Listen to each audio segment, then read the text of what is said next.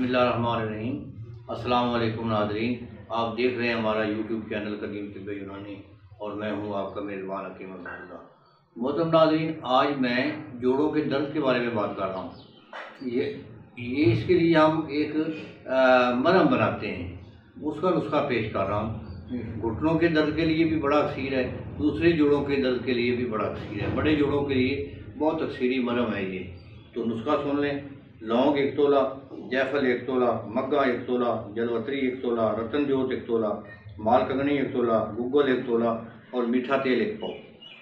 तेल के अलावा तमाम अद्वियात को बारीक कर लें और तेल में डाल दिया और उसको आग पे पकाएं।